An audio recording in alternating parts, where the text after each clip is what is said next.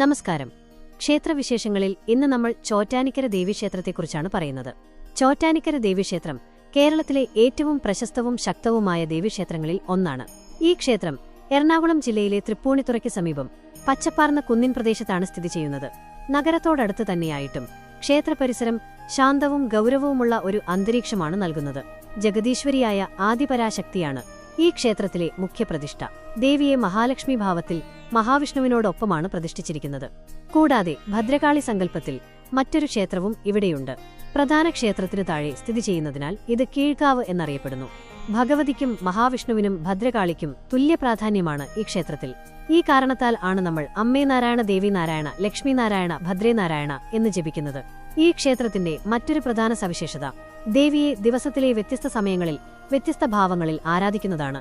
രാവിലെ ദേവി സരസ്വതി ഭാവത്തിലും ഉച്ചയ്ക്ക് ശ്രീ ഭദ്രകാളിയായും വൈകുന്നേരം ദുർഗാഭാവത്തിലും ആരാധിക്കപ്പെടുന്നു. കൂടാതെ മഹാലക്ഷ്മി ഭാവത്തിലും പാർവതി ദേവിയായും സങ്കല്പിക്കുന്നുണ്ട്. ഈ 5 ഭാവങ്ങളിൽ ദേവി ആരാധിക്കപ്പെടുന്നതിനാൽ ചോറ്റാനിക്കര അമ്മയെ രാജരാജേശ്വരി അഥവാ ആദിപരാശക്തി ഭാവത്തിൽ സങ്കല്പിക്കുന്നു. ഇതുകൊണ്ടുതന്നെ ഒരേ ദിവസത്തിൽ ദേവിയുടെ 3 ഭാവങ്ങൾ ദർശിക്കാൻ കഴിയുന്ന അപൂർവമായ ക്ഷേത്രമാണ് ചോറ്റാനിക്കര.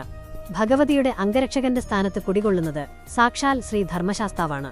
ദേവി പുറത്തിറങ്ങുമ്പോൾ ഒപ്പം ശാസ്താവുമുണ്ടാവും. ബാധ ഏറ്റുവരുന്നവരെ ശാസ്താവ് വിസ്തരിക്കുകയും വലിയ ബാധകളെ കീഴ്കാവിൽ അമ്മയ്ക്ക് വിട്ടുകൊടുക്കുകയും ചെയ്യുന്നു.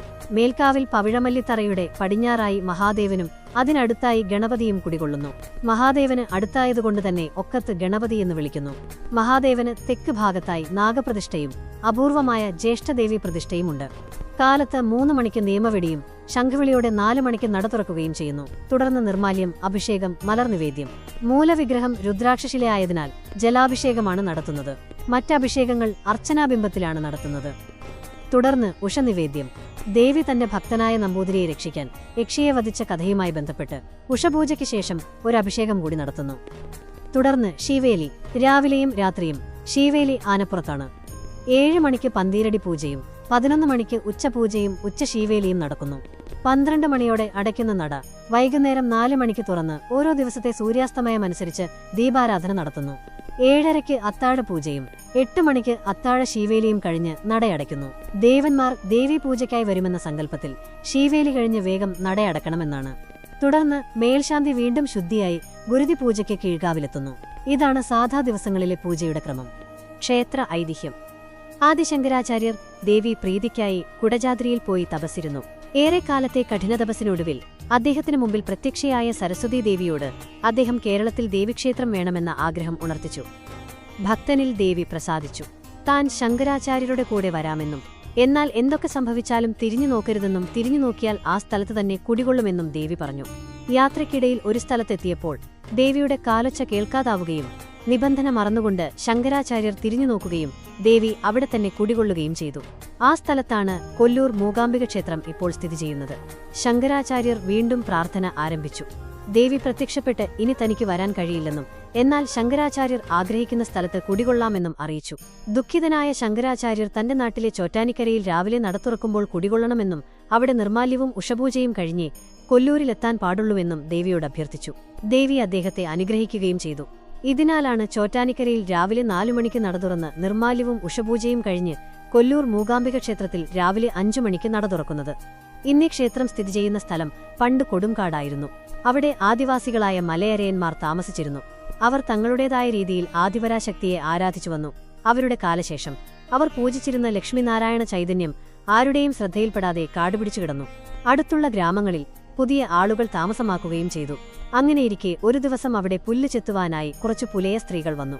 അവരുടെ സംഘത്തിലെ ഒരുവൾ അവരുടെ അരിവാളിന് മൂർച്ച കൂട്ടാനായി അടുത്തുള്ള കല്ലിൽ ഉരയ്ക്കുകയും ആ കല്ലിൽ നിന്നും രക്തം വരികയും ചെയ്തു. ഈ വിവരമറിഞ്ഞ എടാട്ട് നമ്പൂതിരി അവിടെ എത്തുകയും ഒരു ജ്യോതിഷ പണ്ഡിതനായിരുന്ന അദ്ദേഹം പ്രശ്നം വെച്ചപ്പോൾ വർഷങ്ങൾക്ക് മുമ്പ് മലയരയന്മാർ പൂജിച്ചിരുന്ന ലക്ഷ്മിനാരായണ സങ്കല്പത്തിലുള്ള കല്ലാണ് അതെന്നും കണ്ടെത്തി. നമ്പൂതിരി ഉടനെ തന്നെ ചിരട്ടയിൽ നിവേദ്യം സമർപ്പിക്കുകയും ചെയ്തു. ഇന്നും രാവിലത്തെ നിവേദ്യം ചിരട്ടയിൽ തന്നെയാണ് നൽകുന്നത്. ശേഷം അവിടെ ക്ഷേത്രം പണിയുകയും എടാട്ട് നമ്പൂതിരി ആദിശാന്തിക്കാരനായി ദേവിയെ പൂജിക്കുകയും ചെയ്തു. ആ ക്ഷേത്രമാണ് ഇന്ന് പ്രസിദ്ധമായ ചോറ്റാനിക്കര ദേവീക്ഷേത്രം. ഇനി കീഴ്കാവിന്റെ ഉത്ഭവത്തിന് കാരണമായ സംഭവം പറയാം. ഒരിക്കൽ പരമഭാഗവതനായ വില്വമംഗലം സ്വാമിയാർ ഈ ക്ഷേത്രത്തിലെ പ്രതിഷ്ഠയുടെ മഹാത്മ്യം കേട്ടറിഞ്ഞ് ഇവിടെ വരാനിടയായി. കുംഭമാസത്തിലെ പൗർണമിയും മകം നക്ഷത്രവും കൂടിച്ചേരുന്ന നാളാണ് അദ്ദേഹം അവിടെ എത്തിയത്. ദർശനത്തിന് മുന്നോടിയായി ക്ഷേത്രകുളത്തിൽ കുളിക്കുവാനിറങ്ങുകയും ആ സമയം കാലിൽ എന്തോ തടയുന്നത് ശ്രദ്ധിക്കുകയും ചെയ്തു. അതെടുത്തു നോക്കിയപ്പോൾ അതൊരു കാളിവിഗ്രഹമാണെന്ന് തിരിച്ചറിഞ്ഞ അദ്ദേഹം തന്റെ ശിഷ്യഗണങ്ങളോടൊപ്പം കുളത്തിന്റെ കിഴക്കേക്കരയിൽ പടിഞ്ഞാറ് ദർശനം വരുന്ന പോലെ വിഗ്രഹം പ്രതിഷ്ഠിച്ചു. അങ്ങനെയാണ് കീഴ്കാവ് ഭദ്രകാളി ക്ഷേത്രത്തിന്റെ ഉത്ഭവം. തുടർന്ന് മേൽക്കാവിലേക്ക് നോക്കിയ സ്വാമിയാർ കണ്ടത് ശ്രീ ആദിപരാശക്തിയായ ചോറ്റാനിക്കരയമ്മ ശ്രീ നാരായണ സമേതയായി പ്രത്യക്ഷപ്പെട്ടിരിക്കുന്നതാണ്. ഇന്നും ആ ദിവസം മകം തൊഴൽ എന്ന വിശേഷ ദിവസമായി ആഘോഷിച്ചു വരുന്നു. ആഗ്രഹ സാഫല്യത്തിനുള്ള വഴിപാടായി ആണ് ഭക്തർ മകം തൊഴൽ നടത്തുന്നത്. അതിന്റെ പിറ്റേന്നുള്ള പൂരം തൊഴലും പ്രത്യേകമാണ്. മകം തൊഴൽ സ്ത്രീകൾക്കും പൂരം തൊഴൽ പുരുഷന്മാർക്കും അതിവിശേഷമായി കണക്കാക്കുന്നു. കീഴ്കാവിലമ്മയുടെ പ്രധാന വഴിപാടാണ് ഗുരുതി പൂജ. കടുത്ത ദുരിതങ്ങളും മാനസിക പ്രശ്നങ്ങളും മറ്റു രോഗങ്ങളും പരിഹരിക്കുന്നതിനായി ആണ് ഈ വഴിപാട് എന്നാണ് വിശ്വാസം. മേൽക്കാവിൽ അത്താഴപൂജയ്ക്കും ശീവേലിക്കും ശേഷം നടയടച്ചു കഴിഞ്ഞാണ് ഈ വഴിപാട് നടത്തുന്നത്. മുഖ്യതന്ത്രിയോ മേൽശാന്തിയോ കുളിച്ച് ശുദ്ധമായി കീഴ്കാവിലെത്തി ഗുരുതി പൂജ ചെയ്യുന്നു. 12 വലിയ പാത്രങ്ങളിലായാണ് ഗുരുതി തയ്യാറാക്കുന്നത്. ബാധ ഉപദ്രവം ഏറ്റവരെ മുൻ നിശ്ചയപ്രകാരം 5, 7, 11 എന്നിങ്ങനെ ദിവസങ്ങളിൽ ക്ഷേത്രത്തിൽ ഭജനയിരുത്തുന്നു.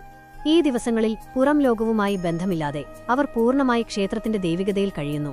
കീഴ്ക്കാവിൽ ഭദ്രദീപം തൊട്ട് ഒഴിഞ്ഞു പോകുന്നതിനു മുൻപ് ബാധ തനിക്ക് വേണ്ട ആണിയുടെ അളവ് പറയുകയും പിറ്റേ ദിവസം ഉറഞ്ഞുതുള്ളുന്ന നേരത്ത് ആണി ആവശ്യപ്പെടുകയും ചെയ്യുന്നു.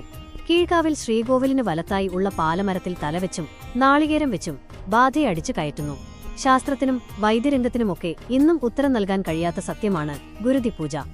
ശർക്കര സമർപ്പണവും ഇവിടുത്തെ ഒരു പ്രധാന വഴിപാടുകളിലൊന്നാണ്. ഭക്തർ കൊണ്ടുവരുന്ന ശർക്കര മേൽക്കാവിൽ അവർക്ക് തന്നെ നേരിട്ട് സമർപ്പിക്കാവുന്നതാണ്. നവരാത്രിയിൽ ക്ഷേത്രത്തിൽ വിശേഷാൽ പൂജകളും കലാപരിപാടികളും ഉണ്ടാവുന്നതാണ്. വൃശ്ചികമാസം 1-ാം തീയതി മുതൽ 41 ദിവസം നീണ്ടുനിൽക്കുന്ന മണ്ഡലകാലവും ചോറ്റാനിക്കരയിൽ പ്രാധാന്യമാണ്. എന്റെ സകല പ്രശ്നങ്ങളും അമ്മയെ സ്വീകരിക്കണേ എന്ന പ്രാർത്ഥനയോടെ 21 1 രൂപ നാണയം മഞ്ഞപ്പട്ടിലോ ചുവന്ന പട്ടിലോ കിഴികെട്ടി ദേവിക്ക് പിടിപണമായി സമർപ്പിക്കുന്നത് സർവ്വദുരിതങ്ങളും മാറ്റാൻ ഉത്തമമായി കണക്കാക്കുന്നു. ഇതുപോലെയുള്ള കഥകളും ഐതിഹ്യങ്ങളും അറിയാൻ ക്ഷേത്രവിശേഷങ്ങൾ സബ്സ്ക്രൈബ് ചെയ്യൂ.